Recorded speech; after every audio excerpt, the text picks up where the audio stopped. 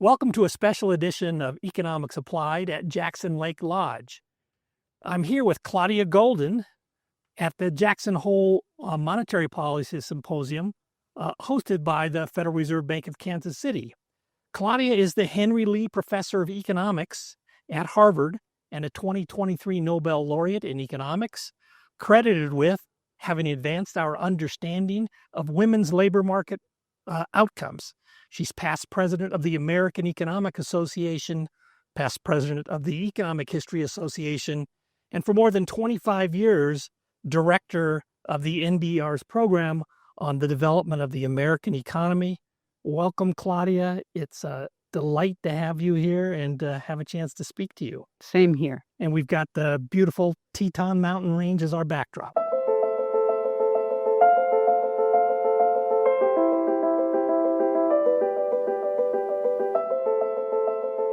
Earlier today at this symposium that I mentioned, you delivered a paper titled The Downsides of Fertility. And as you point out, low and declining fertility are actually a pervasive phenomenon across countries around the world in recent decades. But you know that, and some people know that, but many other people might not know that. So maybe you could just start out to set the stage for our discussion by giving us the broad contours of what's happened to fertility in recent decades, perhaps with a little extra attention to the United States. So by fertility, we generally measure it as a concept called the total fertility rate. I'd much rather use its cousin, the cohort fertility rate, but that means that we have to have completed fertility for various cohorts. So we use something which is the cross-section version. Right. It's as if every woman will have the fertility of every woman at a particular age in cross-section. The total fertility rate is low in most countries today, almost all countries. However, for relatively rich countries like the United States, it's been low for an incredibly long period of time, about 50 years. So we had long ago a baby boom. I am the product of the baby boom, not the only one, of course. I'm at the end of the baby boom. Okay. And after the baby boom, fertility went down to about 2. It went a little bit lower than that. It came up a little bit higher, then went a little bit lower. And it has stayed about that rate. It's now a little bit lower than that. It's about 1.6 something. Some things depend upon the composition of the population. Mm-hmm. When we have more new immigrant groups, we have higher fertility. We've had somewhat lower new immigrant groups. In fact, Hispanics have had declining fertility in the U.S. for the past okay, so the Hispanics are starting to converge the fertility rate. Absolutely, that's right. Of other Americans. That's right. But most importantly, almost all rich countries, almost all OECD countries are way below 2, which is, quote, the replacement rate. About 2.1 is the replacement rate. Right. And in addition, there are just very few relatively rich countries, OECD countries, almost all of them are below. Israel is one of the few that's relatively higher. But it isn't just rich countries. Brazil's total fertility rate is equal to the U.S. Colombia's is about equal. Mexico's is just a little bit higher. There are very, very few countries in which it isn't low. Right. And then there are the countries in which it's relatively high, but it's really declining, even in sub-Saharan Africa. Right. So the bottom line here is twofold. Number one, fertility declined in much of the world, is declining in the rest of the world. And that just isn't that new. And it's below replacement in most places and almost below replacement in the entire world. Right. Okay. So it really is a pervasive phenomenon, and it's been going on for quite some time. It's in rich countries. in rich countries, but it's been going on very dramatically in more recent decades in poorer countries. That's right. So And even in the UAE has fertility as low as baby scarce Japan, which is pretty amazing. pretty amazing. Saudi Arabia is maybe around 2.2 now, something like that. Okay. So in your paper, you sketch some of these facts. They've been sketched out before, but you sketch out, you emphasize a few countries, which we may come back to, but you make the observation that, look, the pervasive nature of this phenomenon suggests that common forces are at work. That's not to deny the potential role of country-specific factors. It's not to deny the possibility that these common forces work out with somewhat different intensity in different countries, but it kind of begs for a common explanation. Right. And in addition, because this has been going on for so long, why are we talking about it now? Well, let me come back to that one. I think I might have slightly different views than you on that one, but let's get to your preferred explanation for this pervasive phenomenon, which has been going on for a long time. So give me your basic take on why this is happening.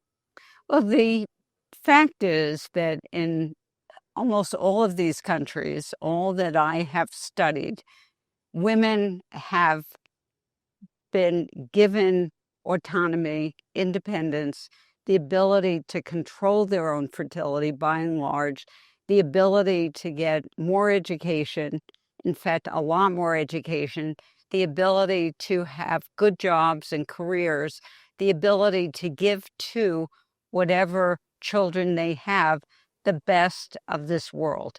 And that is probably what many would like to do. Okay, so increased agency for women, and here I'm using your term from the paper, with respect to fertility, their reproductive outcomes, with respect to education, with respect to the prospects for career in the labor market, and with respect, also you emphasized this in your response, it's a little different, their ability to provide for their children in the way that they think is essential for those children to thrive and grow up well. And the problem is that you can't do all of them at once by yourself.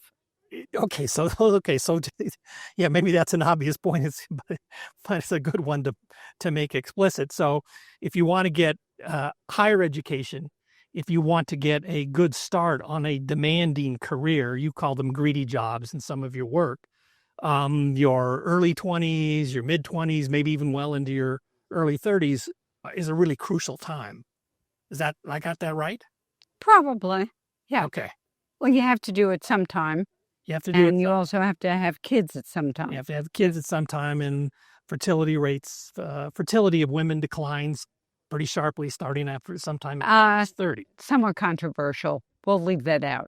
We'll leave that part out. Just okay. It declines. So it declines. It declines over time. Okay. So there's this, I guess, how would you say it? Pressure to accomplish many things at once. If you want a lot of education, you want to pursue a demanding career, you want to have children, you want to have a happy, successful marriage. Yeah, but it's also simply an investment issue. So I have a choice that I've never had before, let's say. I'm a woman who is in Korea. My grandparents were in rural areas. They didn't have choices. I now live in Seoul. I have a choice. I can invest in my education, right, and I can reap returns. But can I also have a child? I can only do that if I have a spouse, let's call it a husband, who's going to do it with me. And if that spouse has a low probability of actually committing and actually doing it, then I might think twice about getting the education, or I might think twice after I get the education about having the child. Okay, so there's the increased agency part. That's the choice to pursue an education. The increased agency is that I'm different from my parents, right, my grandparents. But then you're saying, look, if you want to actually combine all these things and say the first 35 years of your life as a woman, you need or would definitely benefit from having a man, a husband, who has a cooperative outlook with respect to the sharing of household responsibilities, especially childcare. Do I have that right? That's right, because you cannot outsource everything having to do with children. And if you did outsource it, you'd have to ask, why did I have the kids? Right, right. Okay, I'm sympathetic to that. Some things you can outsource, but some things involving your children are hard to outsource. Okay, so, but then you didn't put these two together yet to explain why it is so many women find themselves, Okay. and men too, and it's not just women, obviously it's two. Why so many young people delay marriage, delay fertility, or don't have kids at all? Okay, well, the first one is pretty simple because we said that the woman has agency. She can decide to have more education. More education will lead her to delay having kids or getting married for lots of different reasons. We needn't go through those. But she then has to decide in this world of men, some of them are going to, after having the kid, some of them are going to do what they had originally promised, take care of the kid, and some maybe didn't promise it or aren't going to do it. And depending upon how large that probability is, let's call it P, she will then get an education and have a child knowing that she can reap the returns from the education and have a child, maybe 2 or 3 kids, and they will all have happy lives that are well supported. If instead that probability is really, really low, then she has to make a decision. I either have the kids or I have the education. That's a starker world. And in many ways, certain countries, Korea may be one, in which there has become a starker world. In my work in economic history, women who went to college who graduated college around 1900 to 1920, 50% of them never had a child. 30% of the total never got married. That was clearly a group for whom it was career or family. And it may be that in certain places of the world right now, we're moving more in that direction. Okay, so I want to probe I guess it's partly by the determinants of P as you describe it. So in your paper, you make a claim, and I'm going to push back a little bit on it. First, I'll state the claim, and you tell me if I got it wrong, that the men have a lot to gain by sticking to traditional ways and not adapting to this increased agency of women. So I think that's a premise. Only in certain places in which traditions are much closer to home. So in countries which have undergone really rapid economic growth, in which individual families have moved in large numbers from rural areas to urban areas, in which families that were poor now have children who are educated and rich. In those countries, traditions change much more slowly than do technologies and the economies. In countries like the US and Sweden and France and Britain, Denmark, and et cetera, those places have had more, they've had rapid rates of growth, but they've had more continuous rates of growth. Right. And therefore, there hasn't been the same clash of generations and genders. So therefore, in those places, it may be that those P's are low, but they're not low because of this other clash. Okay, but so let me just put on the table a few things and get your reaction to them. One is that there is an advantage to men in kind of moving away from the traditional division of responsibilities in the household between men and women. There's the disadvantage, which I think is, men spent much less time than women historically in raising children in the household, and now they're asked to do more. So, that's more work for the man. On the other hand, as you know very well, the relative earnings of women have increased a lot, both because their wages have risen relative to men and because their hours and their employment rates have risen relative to men.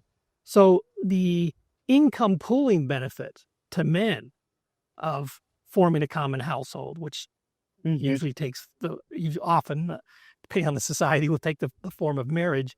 Those benefits have gone up a lot for men. Yeah. So Right. you would expect men to also say, you know what? Yeah, maybe in one respect, marriage is requires a little bit more of me, but in another respect, it's a better deal because I share more from my partner's income and there's a little bit more pooling of income related risks.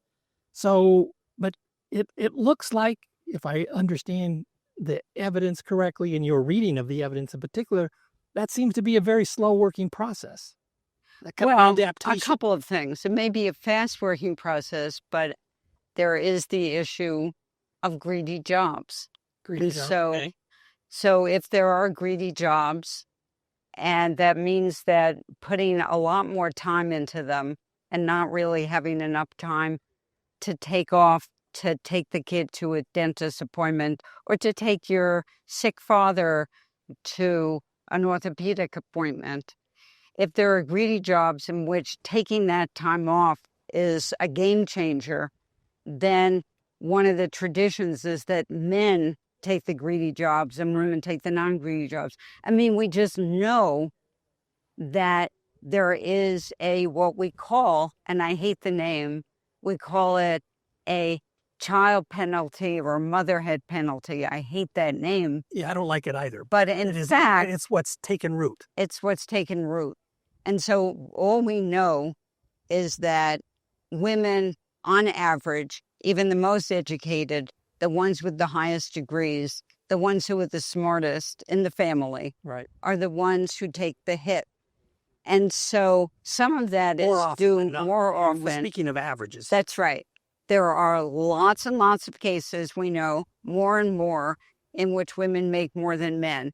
And in fact, what I've been exploring now in data, the usual data that we use, is how many men are actually stay-at-home dads. It's small, but it's growing a little bit more. Right. And of course, we have the ability to outsource some part of this. Right. So you're absolutely right that there should be more pressure for women to be able to, in some sense, be what they should be, which are the, high flyers that men have always been, or at least have the careers, have the jobs that are satisfying to them. Okay. And we know, in the US, we wouldn't have a total fertility rate it was around 1.7. It's a little bit, we wouldn't have that if that weren't the case. It's not a Korea of 0.75, 0.8. Okay. Right. I understand. But so let me come at this. I'm still puzzled by both one feature of the data. And you know what? I am happy that you're puzzled. Because if you're puzzled, I would like every man to be puzzled. Well, okay. Let me drill into one part that's puzzling to me, and that's the you call them Group 1 countries in your paper. It includes the United States. It's basically the set of rich countries you referred to earlier that had more continuous growth. That's right. Okay, so for that countries, and the U.S. is a bit different, but for most of the countries in that group, they've had similar fertility rates for about 50 years, if I remember right. Hasn't really changed much. And I would have instead expected to see that there's this initial tension between traditional values and what their parents grew up with, and then, their cohorts coming into an environment where women have new agency, but eventually there's adjustments. And the P that you referred to earlier, this key probability in your model, would gradually adjust. Not within a generation necessarily, but from generation to generation. You're forgetting the fact that in those countries, at different moments, women gained a very, very important agency, which they use, which is the agency to control their own fertility. Right. To marry later, to get more education. Those countries got that and used it sort of in a somewhat slower rate. And that's really what kept fertility down at about 1.8, 1.9 or so. Okay. Well, then does that mean you are anticipating some adjustment in social norms in these countries over the next generation or two, so that I should be clear what I mean by that. That then there becomes less mismatch, more harmony between the desires and preferences of women and how to share childcare responsibilities and those of men. Right. So this tension you've described gets weaker. More women find it optimal personally to have a child with their husband, and you get fertility rates going up. Yeah, should we it could be. that? Okay, let's back up and talk like good Chicago economists. Okay. What I would like more than anything is for every couple to have the number of children they would like to have, given their resources and given the resources provided by their community, their state, the federal government. Right. That's what I would like. And what I see often, and what this paper is about, in particular, having to do with certain countries like Korea, Japan, Spain, Portugal, Italy, etc., is that it's often the case that there's a lot of mismatch. Right. How much mismatch there is in the U.S. is sort of less clear. It's less clear whether we're at an equilibrium here or whether we still have a certain amount of mismatch. Yes. Well, my wife grew up in Korea, mostly in Korea, and I spend time every summer there, and I often ask Koreans and Korean economists included about I didn't use the term mismatch, but in Korea, it's kind of widely accepted that this mismatch phenomenon is a major. I don't see it written down in papers, but you just talk to people. They perceive a tension between what men and women. But they say something else. They say women are selfish. Well, they say that too, but that's different from the mismatch. That's a backlash on the part of certain men. It is a backlash on part of certain. And we saw that in the last election. Yeah. But there's also, this is what I hear from people. They just say, look, women and men don't agree on how the household responsibilities should be divided up. And hence that makes them more reluctant to get married. And if they do get married, more reluctant to have children. Now there is this element you talked about, and it's a politically sensitive and socially sensitive issue in Korea. But I'm basically agreeing with you that there's some of that. What I'm trying to elicit from you is a sense of whether or not there is a natural, slow working adjustment that will reduce this mismatch in countries like Korea and maybe to a lesser extent in the United States, or is it just stuck there indefinitely without some external shift? No, I think we can. So I made the following point, that if you live in a world, first of all, if there were dishes in the sink, a lot of people wouldn't wash them, okay? There are some people who, for some reason, having to do with their upbringing or their own psyche, decide to wash the dishes. But most people don't wash the dishes. So my point simply is that it may be that if you're in a community in which everyone washes the dishes, then you pass by the dishes and you think, I should wash them. Right. And I think that that's what it is. Okay. And in a country like Sweden, which has over a fairly long period of time managed to get men to wash the dishes, and women, there may be some women who didn't wash the dishes either, there's more social opprobrium. Okay. And it's that if you go to a daycare center in Sweden, and there are a lot of them, and of course that's another issue having to do with what the state provides to parents of young children. If you go to a daycare center, men are picking up the children and women are picking up the children. If you go to a daycare center in Cambridge, Massachusetts, where I'm from now, men pick up the children and women pick up the children. We are our own little Sweden.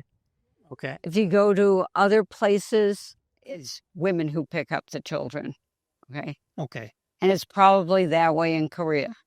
Okay. So I'll try one more time because I hear you. I agree, and I'm quite sympathetic to the notion that people respond to their social environment and what's expected of them by the others that they associate with.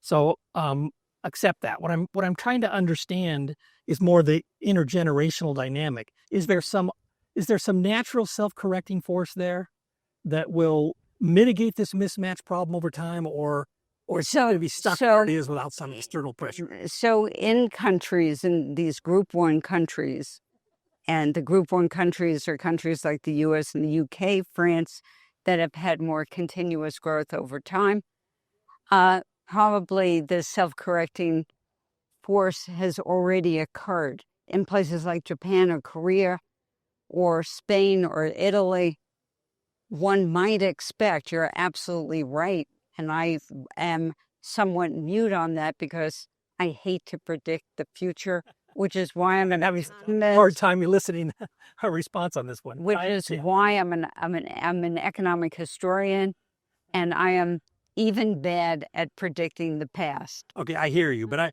I understand what you're saying, and there should be some self-correcting force. However, the self-correctingness doesn't seem like it will bring the fertility rate above the 2.1 number that Chad Jones reminded us in some frightening way is going to send us in 250 or 500 years into oblivion.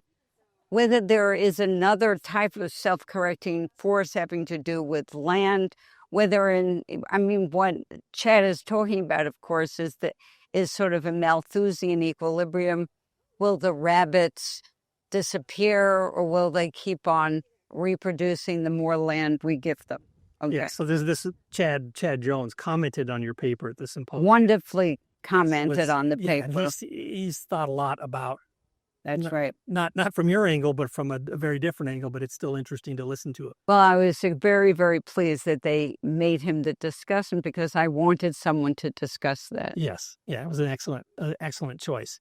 So, okay, but I hear you saying one thing, and I'm going to repeat it, but I think you're also saying another thing which you didn't state explicitly, so let me try it. So you're saying even if there's some natural self-correction in the fraction of men who are willing to share household responsibilities in a relatively equal way, that doesn't mean we'll get to this magic number of 2.1 total fertility rate, or the replacement rate, so to speak. But it also does not mean that we'll fully resolve the mismatch problem or even get privately optimal outcomes for, say, women and men who want to have a certain number of children. So we could still have a gap between desired number of children and actual number of children. So I think you're saying both those things. Yeah. And I do not make policy, so I'm not certain how to close. And even if I close the gap, let's go one step further. Let's say I close the gap.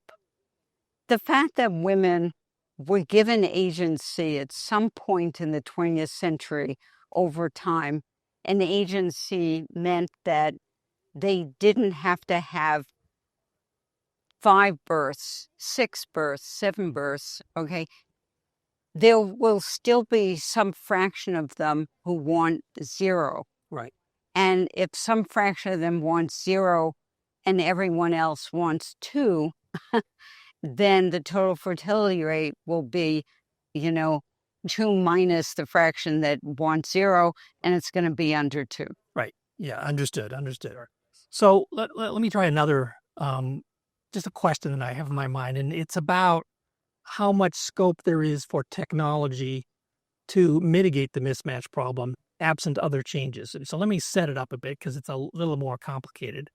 So the mismatch problem arises because a woman, in your model, because a woman doesn't know with confidence whether the man that she's thinking about marrying will be the good type who's going to share the households, or the dud, as you refer to them in the dads or the duds. Dads or the duds, the good dads or the duds. And so there is both the expected value of P, but there's also a risk element to it. So it's, at least for some women, they might be more inclined to, especially if they pursue education and a greedy job, it might be more inclined to have a child later after they've accrued some confidence that the man is the dad type and not the dud type. There's never any confidence. Never any comment. You think even if a woman lives with a man for many years, she sees that he washes the dishes, that she still Let's see what happens when the baby arrives. So you don't think there's much scope for I'm sure we could do this model better and not have P just between, as the aggregate, but highly specific. I would have to go along with you, but there's never a complete confidence, right? Sure. Of course. I want to hear a really good technocratic answer. No, well, here, how do you finish my setup? So let me. I don't have a particular view. It just strikes me as an interesting one to think about. We do know that in the United States, and I think in other rich countries too, but you can correct me, that the relative fertility rate of women who are well into their life cycle, say over 40, has gone up. And that's partly due to advances in reproductive technology. I have shown that. That's okay. So you have shown that. So not personally, but in the book. Yeah. Okay, gotcha. So let's take that as a premise, and then because that's well established. What I'm trying to understand is there now a lessening of this risk facing some women because they can live with a husband for many years and decide, he really probably is a dad type. I'm not 100% how. Not only that, but he's going to change over time because over time he's going to he's going to say no. He's going to say, I understand the issues of mortality, which I had no idea ever existed when I was 22. And I would like to have a child, and my parents are at the end of their lives, and they would really like to have a grandchild. And so, that's something that I would like. And yeah, I truly believe that the increase in births for women over the ages of late 30s and in their 40s has been due to amazing and important, and in some sense, one has to praise the women and the men who've gone through with this, that birth rates have increased because of that. There's no question. Okay. Whether that is enough, I don't know. Yeah, as a child, let me just tell you something of my own silly life. As a very young child, I don't know where I ever got this idea, but as a very young child, I had this notion that when I was an adult, there would be artificial wombs. And I saw absolutely no reason why women should physically bear this very, very difficult burden when they could still go to the artificial womb and love the child and make certain that the child was well taken care of. The fact that that has never evolved to me is and during that period of time, things have evolved that I would never have thought of. When someone once showed me the notion that you could have a phone in your pocket, my answer was, why would I ever want that? So, well, since you told a silly story, I'm going to tell one about my childhood. I spent a lot of my adolescent years reading science fiction. This idea does come up in science fiction novels occasionally, and there's one woman author. That's the second thing I want to say. It's a woman. It came up in a series of novels written by a woman. She's world building, imagining a future society, and all rich households and rich worlds in this advanced civilization have access to what you just described. But it is interesting that it came up in novels written by women, not novels written by men. So, okay, so let's get into the issue of. You made the point earlier in our conversation, and you made it today in your remarks, and you make it in the paper. Or you raised the question: why so much attention to the fertility question now, when the phenomenon is not new, as we discussed? The phenomenon of low fertility rates in rich countries and declining fertility rates pretty much everywhere is not new. So you have some thoughts about that. Right. So I can well understand why Koreans and Japanese are talking about this issue, because fertility, particularly in Korea, is dropped to incredibly low levels. It's also attached, as we mentioned before, to some macho-ness on the part of high-ranking officials, okay? But in the U.S., since this has been going on for an incredibly long period of time, the question is, why are we talking about it now? And I raise some possibilities. One is that if we are in an era, certainly an administration that wants to cut down on immigration, then the increase in the population and the native-born population, or the population that's here already, is one way of taking care of it. However, anyone who does the math, the simple math, will see that you will increase the dependency rate enormously overnight. That's going to last for, 15, 20 years until you will reap those returns. So one sort of has to factor that in with some appropriate discount rate. Right. Another reason is that it isn't really the fertility rate that they're after, individuals who are touting this and raising it, but it's really family values, religious values, community values. I'm all for these values. However, I think that one of the reasons that this is being raised now is to compensate for a taking away of resources from the federal government and also from various state governments.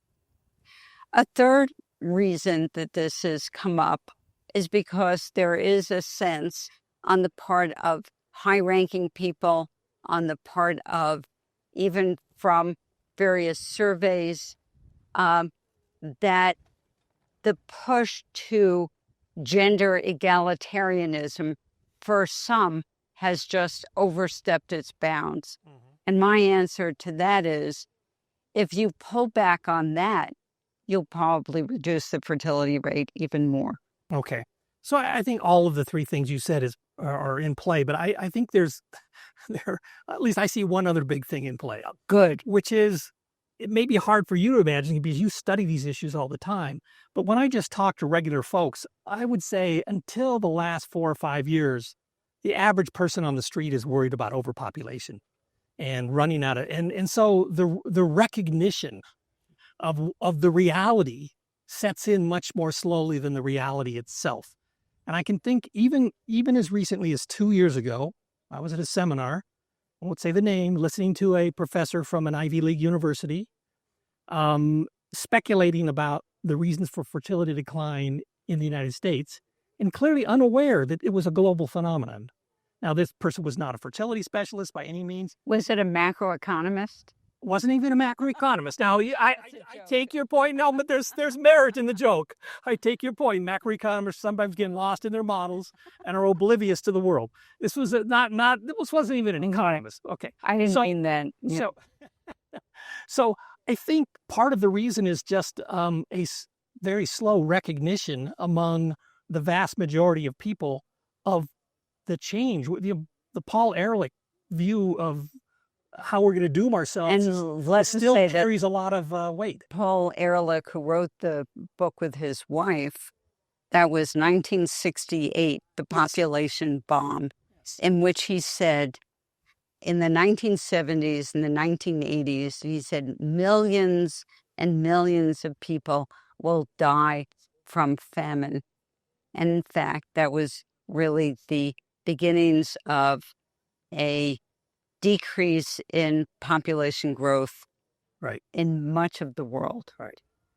I think that the person who said that, I don't know if the person was unaware of what was going on. I could hardly believe that this person does not know what's going on in OECD nations. It may be that the fact that the total fertility rate in Nigeria, which is a very, very large country, right, in Niger, which is a smaller country, in Uganda, in Burkina Faso, in much of sub-Saharan Africa, has been above 4, in fact, in many places above 5 or 6, may be that the person was saying there's overpopulation in some parts of the world. Even in sub-Saharan Africa, it has begun to That's a general decline. interpretation. But I think look. Thank you. Well, I like to be generous with even with macroeconomists. Even with macroeconomists, thank you. So I'm sometimes in that tribe. But I want to go back to my basic claim, and it's hard to prove because I don't have any survey evidence or other evidence at hand. But I think in Cambridge, Massachusetts, in the circles you and I tend to travel in, at least in our professional lives, people are well informed about these things. But I don't think much of the electorate it's only quite recently, and I'd say the last. But 5 don't years. You think that it's a we and them issue? In Kansas, in the heart of America, I should say Wyoming because we're in Wyoming right now, but there aren't that many people here, and everyone who's here is probably from New York or Chicago.